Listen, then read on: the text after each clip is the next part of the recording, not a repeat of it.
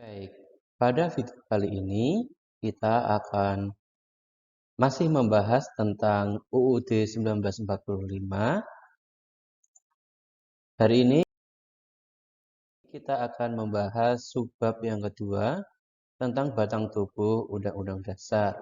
Yang subbab 1 kemarin kita pelajari tentang pembukaan UUD ya. Video bisa dicek di channel ini. Nah, subbab kedua tentang batang tubuh Undang-Undang Dasar 1945.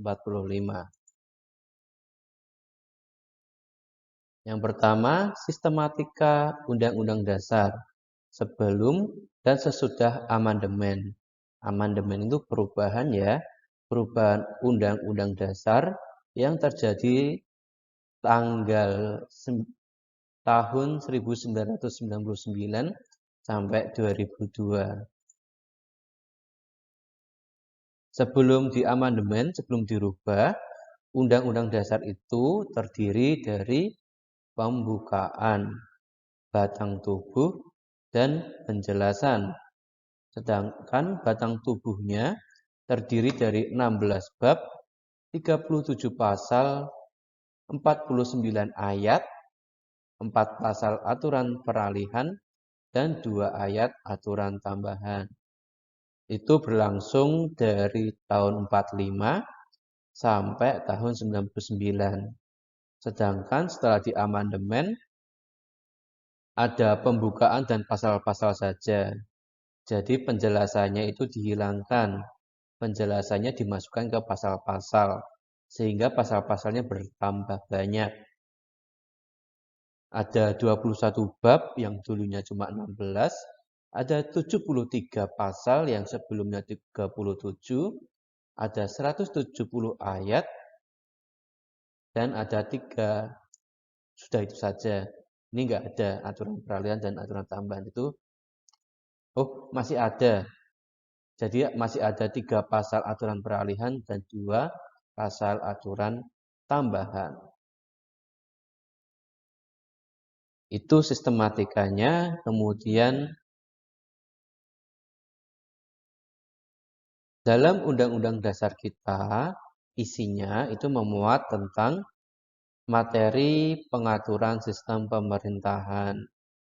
Jalannya pemerintahan itu diatur dalam Undang-Undang Dasar, termasuk pengaturan tentang kedudukan, tugas, wewenang, dan hubungan antar lembaga-lembaga negara, serta konsep negara di bidang politik. Jadi, presiden itu wewenangnya apa, nanti DPR wewenangnya apa, nanti DPR itu hubungannya dengan presiden itu bagaimana. Itu diatur dalam Undang-Undang Dasar.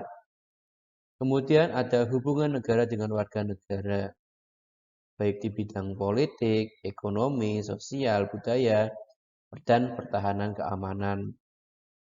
Negara wajib melindungi rakyat. Negara wajib menjamin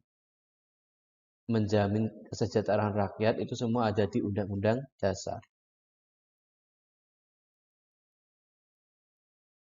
Kemudian kedudukan UUD 45. Ada 2 kedudukannya, yaitu sebagai norma hukum dan hukum dasar.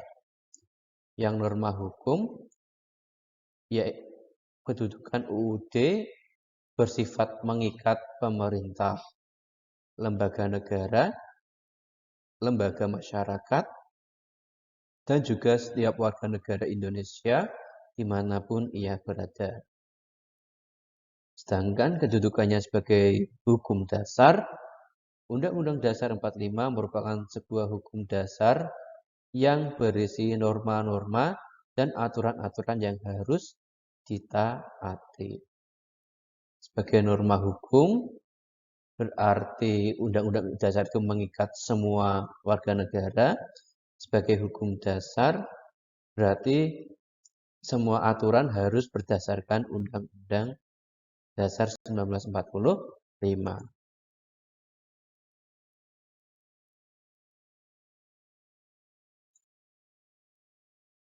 Sifat Undang-Undang Dasar 1945. Sama kayak manusia ya, Undang-Undang Dasar juga punya sifat. Yang pertama, sifat undang-undang adalah tertulis. Undang-undang dasar kita itu tertulis. Oh, berarti ada undang-undang yang tidak tertulis? Ada. Misalnya undang-undang dasarnya United Kingdom atau Britania Raya itu tidak tertulis. Tertulis kalau undang-undang kita, rumusannya jelas, merupakan suatu hukum yang mengikat pemerintah dan warga negara. Kemudian sifatnya juga singkat dan supel, memuat aturan-aturan, yaitu memuat aturan-aturan pokok. Undang-undang dasar itu salah satu undang-undang paling ringkas ya sedunia. Kemudian memuat norma-norma, aturan-aturan, serta ketentuan-ketentuan yang dapat dan harus dilaksanakan secara konstitusional. Dan yang terakhir merupakan peraturan hukum yang paling tinggi di negara Indonesia. Fungsi Undang-Undang Dasar. Yang pertama sebagai alat kontrol. Yang kedua sebagai pengatur. Yang ketiga sebagai penentu. Alat kontrol maksudnya mengontrol agar aturan hukum yang lebih rendah itu sesuai atau tidak sesuai dengan norma hukum yang lebih tinggi, itu mengontrol. Jadi misalnya ada peraturan daerah yang tidak sesuai dengan peraturan menteri. Nah, nanti yang mengontrol adalah Undang-Undang Dasar 1945. Kemudian pengatur fungsi yang kedua, yaitu mengatur bagaimana kekuasaan negara disusun, dibagi, dan dilaksanakan. Kemudian penentu. Undang-Undang Dasar juga penentu hak dan kewajiban negara, aparat negara, dan warga negara. Jadi hak warga negara itu yang menentukan adalah Undang-Undang Dasar yang kita pakai sekarang.